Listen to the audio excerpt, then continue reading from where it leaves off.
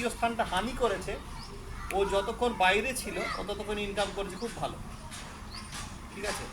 কিছুটা certain period এখানেও করেছে, কিন্তু ও যদি কন্টিনিউ থাকতো তাহলে ইনকামটা আরও জেনারেট হতো। তোর ইনকামটা কোথায় মরেছে? বৃহস্পতি এখানে থেকে। আয়ের জায়গাতে কোনোদিন তুই কার কাছে পয়সা চাইতে পারবি না,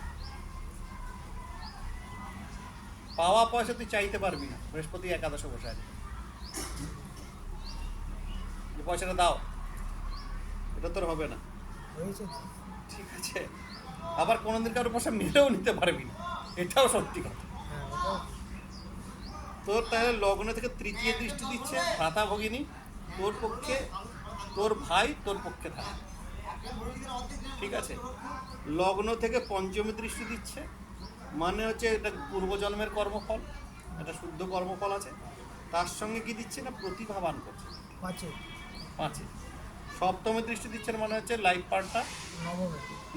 হ্যাঁ, নবম দৃষ্টি। নবম দৃষ্টি যেখানে দেয়, বৃহস্পতির একটা প্লাস পয়েন্ট কোথায়? বৃহস্পতির বড় প্লাস পয়েন্ট হচ্ছে যেখানে পঞ্চম দৃষ্টি পড়ে, এইটাকে বলে বৃহস্পতি সন্তান তুল্য দেখে, সেই স্থানটা সন্তান তুল্য দেখে, সন্তান তুল্য দেখে এটা।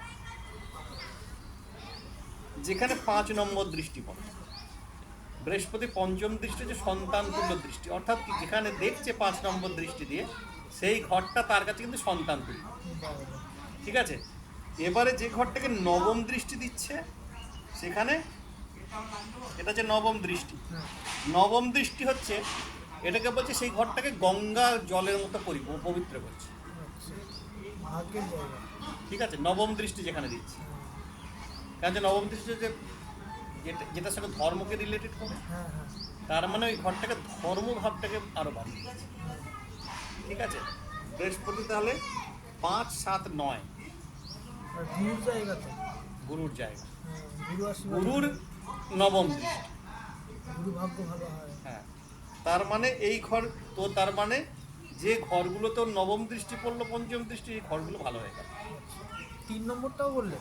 3 নম্বরটা অবশ্যই, কারণ হচ্ছে লগ্ন 1, 2, 3, 4, 5, তো লগ্ন থেকে 3 নম্বর ঘরের দৃষ্টি দিচ্ছে।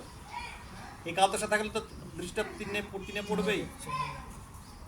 আমি কেন তো তোদের প্র্যাকটিক্যালি দেখাচ্ছি, তোদের বুঝতে সুবিধা হবে। না, প্রথমে বললো 5, 7, 9, তাহলে এই তো 1, 2, 3, 4, 5, হ্যাঁ, এই তো এই দৃষ্টিটা 5-এ, তো এটা 5 দৃষ্টি তো,